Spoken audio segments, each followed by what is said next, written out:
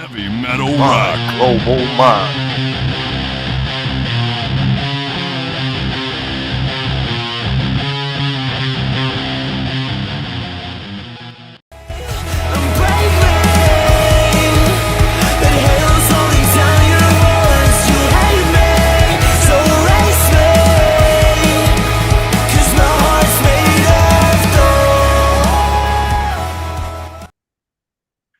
I'm Robert Cavuto, and today on My Global Mind, I'm speaking with Jager Henry for his new EP, Heart of Thorns, that comes out August 23rd.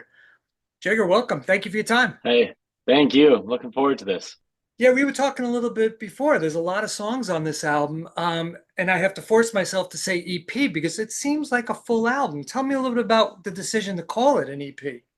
Yeah, so we were in the studio and it was like I've been doing some tours and some shows and we kind of were playing music that was unreleased. And I'd been doing the single drops where, every month you drop a single or every few months you drop one. And I was like, I think it's time, even with the smaller fan base we are, it was time to put something out. So when I do go and play the 10 or 6 songs I'm playing on stage, people can actually be like, oh, I know this. Like it's out. It's not like they're sitting there because I've actually funniest video I ever received. I was playing a show. We were playing some of this music, and my friend was in the crowd, and he had a video of 4 people in front of him sitting there with Shazam, like trying to Shazam the song that's not out. So it kept coming up as not out, and I was like, all right, it's time to put some music out. So me and my friend Noah and my amazing friend Lil Lotus and Sachi, who are also amazing artists, we were just sitting in the studio and we were kind of just working on music together. Me and Noah sat down. He's a great producer, just such a good ear for everything. Mm-hmm. And we made these songs and we had so much more studio time. So we ended up making so much more. So we put together what we call the EP. Yeah. And we were like, let's start with this. And then we have these ready to go right after to kind of maybe do a deluxe and take it up a notch with 5 or 6 more songs. It's great. So many bands when I was growing up, their albums were 8 songs, 9 songs. Now I always think of an EP as 4 songs, like a teaser. So you have almost, in my mind, a real album. Yeah, it's supposed to feel like that. Like we did little things in between each songs, the beginnings and ends of each song. So it kind of tries to stay in flow. So I always influence people. I'm like, when it's out, listen to it in order, and then you can find your favorite and keep that one on repeat.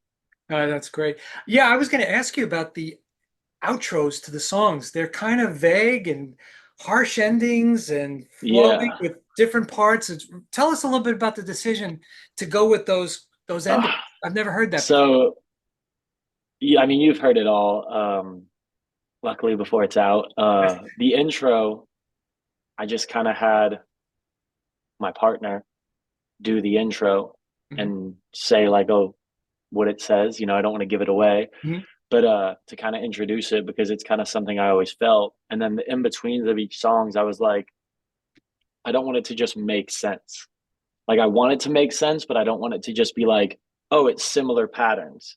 So the one song that ends heavy, it then comes to this light acoustic strum. I'll give that away. And you're like, where is this coming from? And then that's what starts the next song. And then just samples. I would hear something and I'd be like, we'd be clicking through YouTube videos and I'd be like, wait, what's that sound? Can we take that, distort it, lower the voice? And we'd make sure that we had the rights to it. That was always the thing. Now is you do something, you're like, do we own that? But no, it was just kind of I wanted it to be where when you listen to it, one of my biggest pet peeves is when I listen to someone's album and I'm going to the next song and it stops for a few seconds. And then the next song starts and it sounds like a whole jump. I was like, I want mine, even though some songs do jump from tempo and genre sound, I want it to kind of make you feel like it never stopped. Yeah. Where you understand, Lighthouse. yeah, I want it to feel is this the same song to where they have to check? I did that multiple times. I was like, did it just skip? Did it jump? And then I was going, after a couple of listens to it, like you said, from beginning to end, I got into the flow and I said, oh, it's not a computer. This is what he has set up on this. So it's very intriguing. And I give you credit for that. Because that took me a couple of extra listens to get the hang of it. And I really enjoyed it. Yeah. Oh, thank you. It's a fun one. Besides the impetus of like wanting to get something out there in advance while you're touring.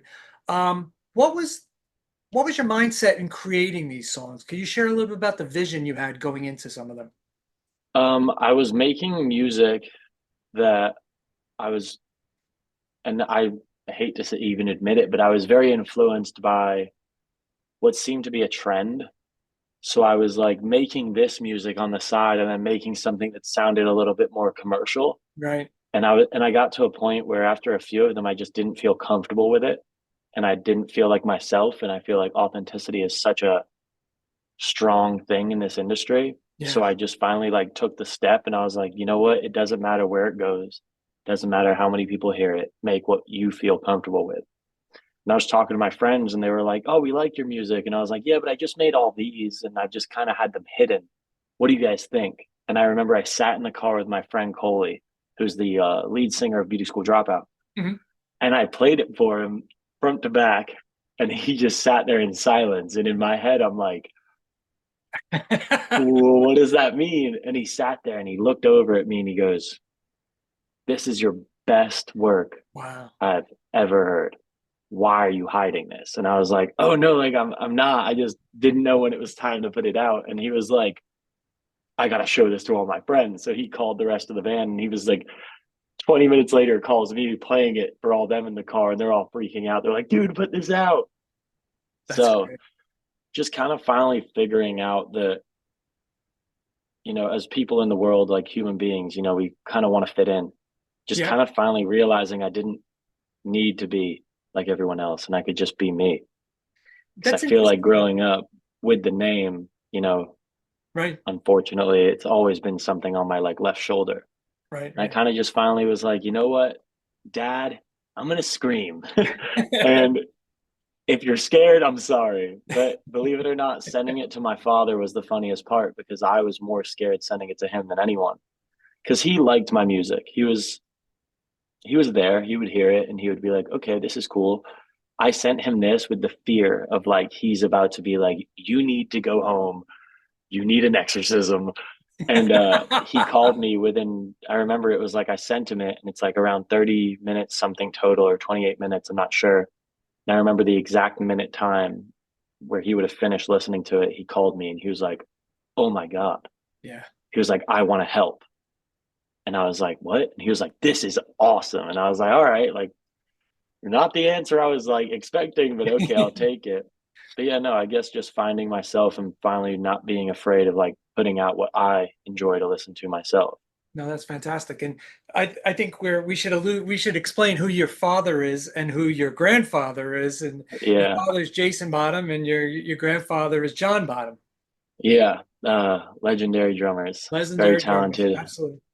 And Yeah. That's what unique and unique in their own way. You know, yeah. Zeppelin was, I love Led Zeppelin. They were unique in their way in '70s, and your dad, the music he created with his bands were unique in that way for the '80s. So Yeah. you're moving forward, and that's your unique path. So there's no, I don't Yeah. think there's any right or wrong. You got to do what you love, and your father Yeah. probably told you that all the time. So I mean, I've always loved drums. I just never really found it to be my footing. And someone always asked me, I used to always say this funny saying, like, you ever heard the saying, like, it's a lot of shoe to fill? No. Like, Oh yeah, yeah, like, yeah. uh, I have that. Yeah. like that's a big shoe to fill. Like, I would always say to people, I'd be like, that's two shoes to fill. So it's like, as much as I love it, it just never really felt like it was for me. And then, sometimes we find an instrument in a different way. Right. It's true. And yeah, when people say to me, like, oh, you're doing this to the generation and like you're changing the path, and I was like, it's still an instrument. Yeah. I'm still making music. They're like, it's in your blood. I'm like, yeah, music is in my blood. Just as in a singer, how I write music and how I make tempos and create this art, same thing he was doing with his feet and his hands. I agree. I agree. No, and you do it tremendously well, and you got a great voice. Thank you. I was the black sheep of my family. Everybody was an accountant, so I didn't want to do accounting. So I know how you That's feel with that. Yeah, yeah. I get it. Tell me about the importance of finding your own voice as a solo artist. We talked about it, we alluded to it, but how important is it to you to find who you are and do Oh, what you love?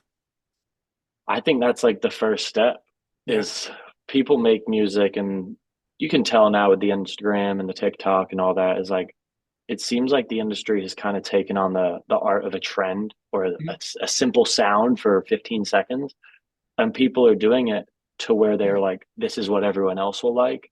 And there was a time in my life I actually thought like that, and thankfully got over it. But I feel like finding your own voice and your own sound is one of the most, craziest highs of your life. Yeah. You finally feel like I'm doing something that makes me happy, and you also understand like the whole authenticity side of yourself. You realize, like, I remember it. I was writing with someone and I started changing around with chords, keys, and different progressions, and I was like, this is always something I've wanted to try. And we tried it, and we were like, even the producer said to me, he's like, this is where your voice sounds more comfortable. And I was like, that's when I kind of felt, I like sat there for a second and I was like, it does. Like, it does feel right. And, I've always had people compare the music to other bands, but it's like, when you look at bands like Bring Me the Horizon, Yeah. they Exactly. definitely reference Limp Bizkit and Linkin Park, in some of their style of writing. Yeah. So it's like, it's never that I'm trying to sound like this band, but that band is what influenced me. Yeah. So it's like when you take influences, and I think that's where some people who get lost in the authenticity side of it is they take too much of the influence and they kind of make a replicate of what that song could be that they're trying to find influence from. But yeah, I think finding your own voice and finding your own art is like one of the most insane feelings in the world You because you talked a little can. I apologize. You talked a little bit about songs that didn't make the album. What did they sound like? They were radio friendly? What, yeah. Uh, Believe it or not, I normally would use foul language, as my mom would say, in most of my music. And she would always say, can you ever write something without a single curse word? Oh, geez. And I was like, all right, maybe. And because sometimes you're angry, they're Yeah. words that we say when we're upset, and sometimes gets the emotion through. And we finished this EP and we were listening back through it, talking to the distro company, and they're like, is it explicit? And we were like, wait, did we curse on anything? And we actually were like questioning it. And there's one song where we do say the word, and I think it's Deja Vu. Um, or it's either Deja Vu or Lighthouse. I don't know. There's one of them that has one curse word in the whole thing. And I didn't even realize it. But the new stuff that we worked on that's not on the album is, I would say, very radio friendly. There's no foul language. There's not a poppier side, but a commercial feel, like on some of them with the choruses. But they're kind of like different experiments. Like they are the EP with some experimental factors. Okay. Like I wanted to try different samples. I wanted something to sound like if you were running through the streets of a video game. And I was like, I want to imagine that I'm inside of a video game fighting off like 20 bad guys, like Mortal Kombat. Yeah. I was like, can we sample Mortal Kombat sounds? Like, Yeah. so the new stuff that's not on is the best way of saying is very similar, but also extremely different. Okay. Well, maybe you put a twist on those down the road and Yeah. make them the way you like them more, you know? Yeah. Well, I Sounds love good. them. The one of them that didn't make it, we're still gonna play. Good. And it's called Social Suicide. Very cool. And it's kind of writing about how we all, I guess, take ourselves on the internet and fit in an image that doesn't feel like it's actually our breathing, Interesting. It's great. using friendly words, you Yeah. know? Yeah. My favorite song was Closer to Heaven. Yeah. I love the guttural screams, the raging guitar, the melodic breakdowns. So that was my favorite. Tell me a little about that one's creation. So the Noah, who was the producer for this album Mhm. EP, um, I had his friend Lotus, who's my good buddy, and we were working on one, and then we were making this one, and it was kind of the art of like talking about this relationship of how I need to get away, but I can't. So that's why the chorus is as it is. And I kind of looked at him, and he was going through a similar thing. So I was just kind of like, do you want to be on this song? Because I feel like you produced the album and you should at least be on one of them because he makes Right. great music himself. Right. And he was like, okay, what do you want me to do? And I was like, just whatever comes to mind. And it was actually the funniest thing because we sat there and he normally on the rest of his music, if you listen to his songs, it's like heavy screaming with some melodics, but he went in and did that verse and I looked at him and I was like, you can sing like that? And it reminded me of the song, like, remember that one song? It's like 10 million fireflies. And then, dun, dun, dun, dun. And I Yeah. was like, why are you singing like that song right now? And he was like, does it sound cool? I was like, dude, yeah. And it kind of made sense with it. And then you can also hear his insane screams Yeah. when he puts them down. But no, yeah, that song, we just kind of were working on it, loved it. And I was at that point where I was like, I want something else. Like I want a different feel in the second verse. And I felt that him being the producer, I was like, get on this. You produced it. Let's do it. I But think yeah, that song is definitely a fun one. yeah, that's my favorite track. I like that one a lot. I like the heavy aspect of it and the raging guitars Yeah, throughout. I like that one for me because it's where he tested my boundaries. I sang the chorus in a lower key and he said no. Mm, He said get back in there. And I was like, "What?" And he's like, "Higher." And I was like, "How?" And he was like, "Think about it. How will this sound if your verse is the exact same tone as the chorus?" And he was playing it on his guitar and he was like this, like picking it up, like playing higher chords, like go up. Like think about if a guitar was soloing, how it would sound. And I was like, yeah, all right. And then a few takes in, I was like, I hit one, and he was like, that's it, do that. And it was cool because it put my voice on a challenge, which I like. I don't yeah. like writing something that I can just walk in and sing right off the rip. I want to struggle. That's are you trained vocally? No, I've No. hired a vocal coach, but I haven't had any lessons yet. Wow. You got a I just great kind of watch voice. YouTube. I watch YouTube videos. YouTube University, right? Yeah, literally. It's like that's how I feel like I picked up guitar. That's how I feel like I picked up hacks for video games. Is like everything's on YouTube. Oh yeah, I do a lot of that myself all the time. When I have to Yeah. fix the sink, how do I fix this sink? And I go in there and Yeah. do that. It's No, crazy what's on there too, and like how many views they get. Like the guy who made that video of how to clean this part of your sink yeah. is making money off of us. My next project is I took apart a guitar and I can't get it back together. So now I Oh, have to go on YouTube University to figure out how yeah. to do the soldering and the wiring because I'm at a loss. So but eventually it'll come through. Yeah, it'll get there. No, you have a great voice. Long. I think it's Thank you. I think there's a lot of singers that I've grew up with. I'm not going to mention names that are struggling now. And I think had they had the vocal coach maybe in the beginning, maybe it would have helped them down the road, maybe. Yeah, And I believe that. that's my logic. I think it's just like keeping your car tuned up, Yeah. you can't just drive your car for 200,000 miles and not tune it up or change the oil. Shit's going to happen. So, Yeah, true. I I'm think a fan of that. my favorite singer from the era of back then who sings with my dad too is Sammy Hagar Of course. because he gets up there and sings and then you like have to like really evaluate like wait, he's in his 70s Yep.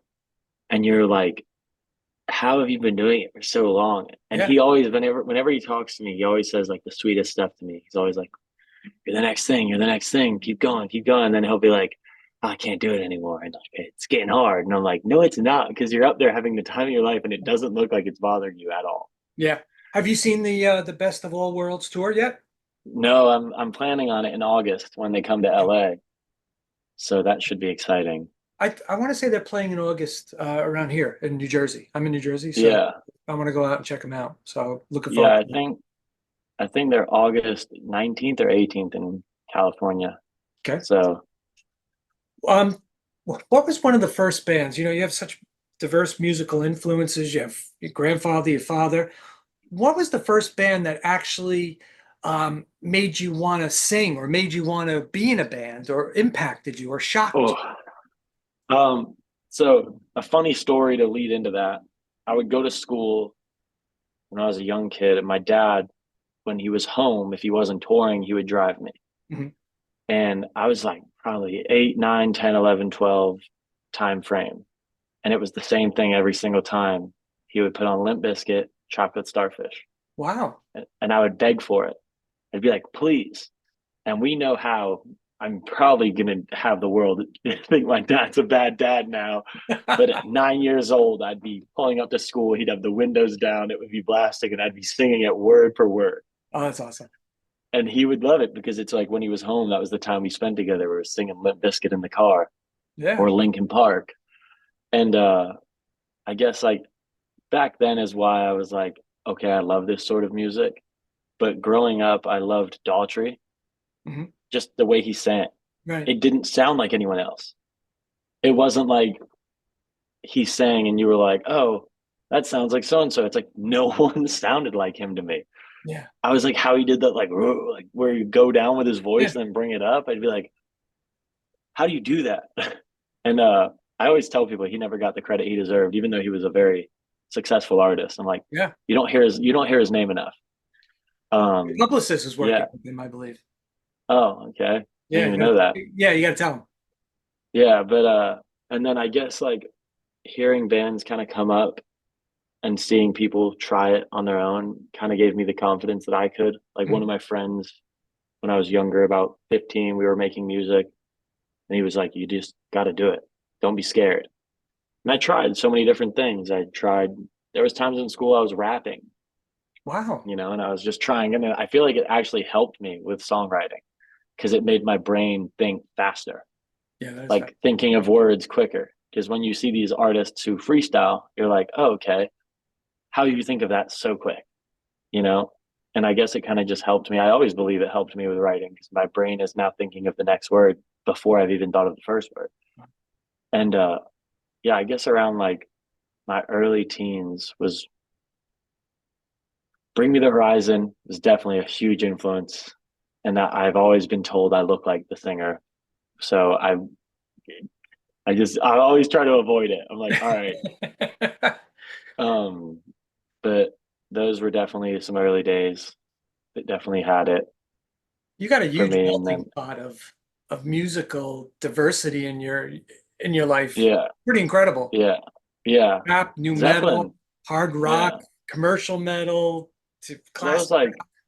I always kind of put that back towards when my family moved us to the United States from the United Kingdom. As I grew up in the UK listening to rock Mm-hmm. and listening to, you know, probably Zeppelin too many times. Right, right.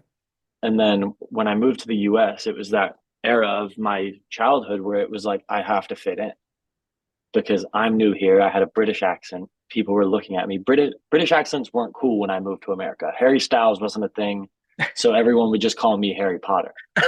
Um, The and opposite of what you want, right? yeah, it's like I look now and I'm like, I should have kept it because now it's cool. Yeah. It's like, but and then moving to the United States and becoming friends with one of my best friends who I miss dearly, Chris, and he became my first friend in the United States, and he put me onto so much music, like Wiz Khalifa and Mm-hmm. all his favorite artists, and I kind of got that diversity so young, so it was like I knew this old rock. He put me onto this new wave of rap, and then I met up with other friends who put me onto this new wave of rock. And it was kind of like cool because I feel like when you listen to my music, you kind of hear that it's not one genre. Right. Yeah, I agree. I Like the agree. hardest thing to decide was what genre. Yeah. Like we were like, is it alternative? Is it hard rock? Is it metal rock rap? Like, There's new metal in there. And you got it all sometimes yeah, in one song. You have different tempos yeah, and speeds and feels to it. So yeah. I took a lot of influence from that from this artist coming up called Kim Dracula because I just love how their okay, music switches up so quick. you did that. It's like a what's the word? It's like an attention span song. Like it changes enough so you don't forget to listen. Because everybody has an attention span like a gnat nowadays. So it's like if there's not Yeah. changing every second, you don't want to do it. Well, listen, I want to thank you so much for your time today. It was a fascinating Thank you. interview. It's so insightful, and I wish you the best. You're super Thank talented, you. so I wish you success. And Appreciate hopefully, that. if you come out on tour in New York or New Jersey, I'll work with your publicist Yeah. to come out and check you guys out. Love to see you there. Thank you Thank you. so much. It's been a Thank you. pleasure. Have a great day. Bye-bye. Heavy metal rock. Global mind.